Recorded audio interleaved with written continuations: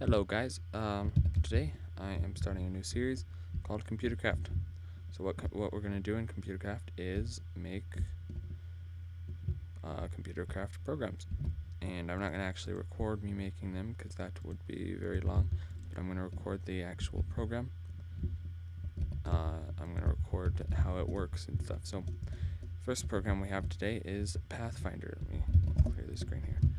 So what Pathfinder does is you can draw a path and it will follow your path. So I have all these floppy disks in here for all the episodes, and this is Path Follower, actually I named it, and I want to name this episode 1. Can I go? Yes I can. Okay, ep 1 there. So there's episode 1, Path Follower. So let's show you how this works. Actually, let's create a new path. Go ahead and show you how you create a path. And I will put this world up for download, by the way. And if you guys want it.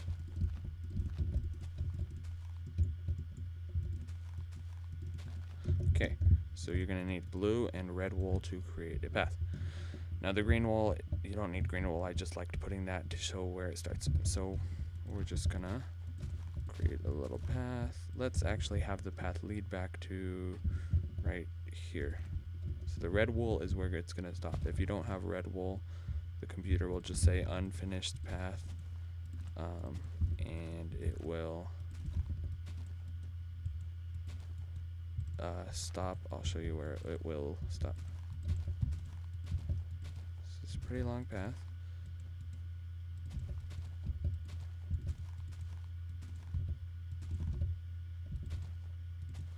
So there's that. So you can also customize what blocks you want to make the path out of and the endpoint out of by simply changing in here. So the first slot is the path, second slot is the endpoint. Okay.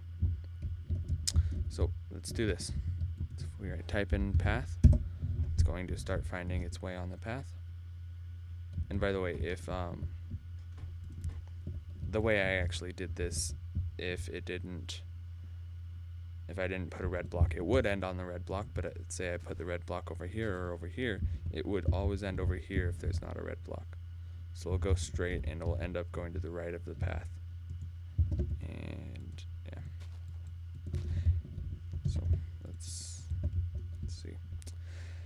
Something cool about this is I actually only used turtle.turnRight. The turtle never turns left. So if you watch, it never turns left, it only turns right. Because I never needed it to turn left. So yeah. So here, getting pretty close.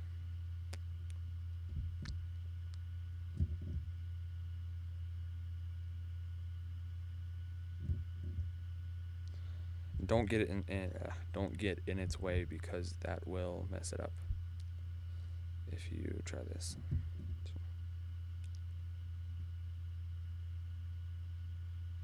Alright. If we look in the turtle, it says done. Now something cool I added is that it actually turns around. So we can actually, let's put a red block over here. It will actually turn around for you. So you can easily do path again, and it will go backwards on its path. And it will go back to the start if you put a red block where it started. So let's go ahead and look at the programming while that makes its way back, and hopefully if I stand right here I won't be in the way. Okay, so the programming, if we go ahead and grab the disk,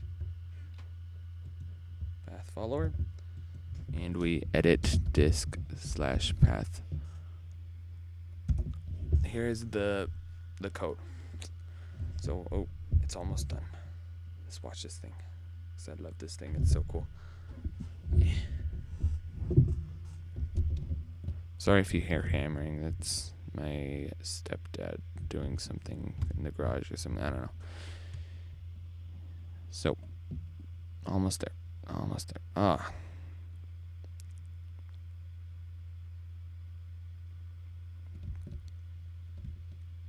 Almost there.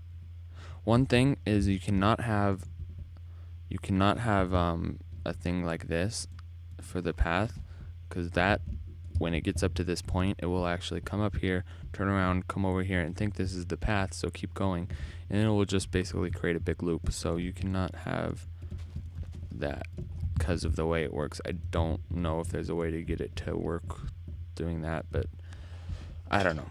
So yeah. Anyway, here's the programming, or the code. Yeah. So first off, if you don't understand ComputerCraft, I'll just try to explain this to you guys. First off, this right here, it says function check 1.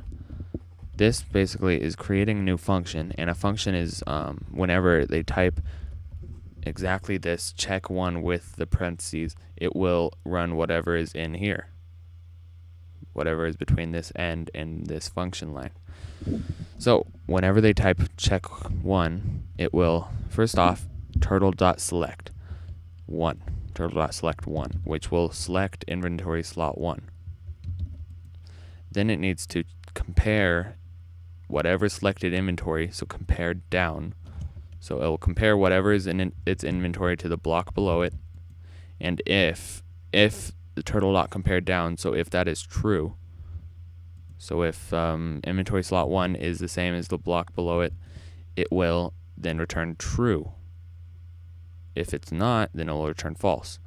Same with check 2. This just selects inventory 2, then it compares down, compares whatever is inventory 2 down below it, and if it is the same, it will print out done, because that means it is on top of a red block. So it will go ahead and print out, it will print out that it's done. Then it will turn around, because it would be facing like this way. It will turn around twice, so you can either easily type in path again, and it will just go and follow its path again. Now, and then it will return true. And what return true means, let me show you that. That means when you do an if statement, so as you can see here, I do if check 1, that's going to be basically see if the block in inventory slot 1 is the same as the block below it, and if it is, then it will say true. So if it returns true, then it will run whatever is in here.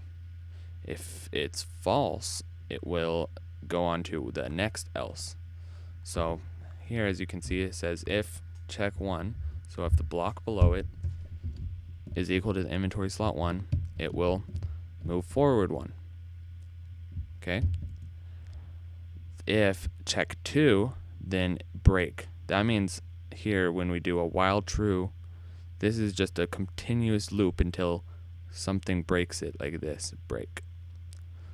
So that is saying when it is on a red block, or whatever block you put in inventory slot 2, it will break the while loop and stop moving and stop doing anything.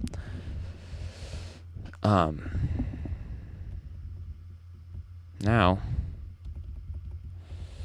if the block below it is neither 1 or 2, it will. So let's say it goes 2 here. Oh no, this block isn't the same as either 1 or 2. It will turn right twice. So turtle.turn right, and it will move forward. Then it will turn right once and move forward again. So that means that it basically just turned left, because it went here. Oh no, there's something wrong. Turn around, go back. Then let's turn this way. Then again, once it's went forward again, it's going to check if the block below it is 1, 2, or neither of those. And again, if it is 1, it will move forward like normal. If it's 2, it's going to break. It's going to break the loop and stop. If it's neither, it's going to be, oh no, this is grass. Turn right twice. Actually, let me show you like over here. So, here. Oh no, let's turn around, blah, blah, blah. We come to here, oh no, this is still grass. It's going to turn right 2 again, and then just go 2, and there. And it's just going to go 2. So turn right 2 and go forward 2. Then it will check if it is 1, if it is the if it is slot 1. So if it is blue wool, it will go forward again. Else, if it's 2 again, if it's red, it will stop, like we've done twice before. Else, so if it's neither of those, it's checked already all 3 of these spaces, it will say unfinished path, then it will end the program. No, it won't. But yeah, let me. It won't end the program. Ah, dang it! Break.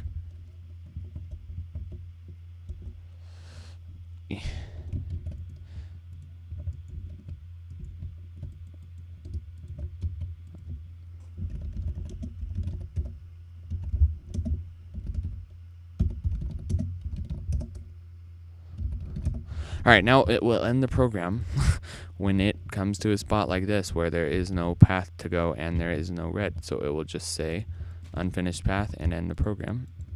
And that's it. So let's actually test that end program thing. So if we do path in here, it's not that block. Let's go over here. Not that block. Go over here. It's not that block. It says unfinished path and ends the program. So to get it back, you're going to have to use Lua, and I'll do that. But that's basically it. Thank you for what. Actually, here. Lua turtle dot turn right exit path. It will follow its path. So, yep, that's basically it. Thanks for watching. I will, actually, I don't know. You guys can try to write the code yourselves. I will try to put a world download up. If I don't, go ahead and try to write that code yourself until I do get a world download up, because I will eventually. So that's it. Thanks for watching. Goodbye.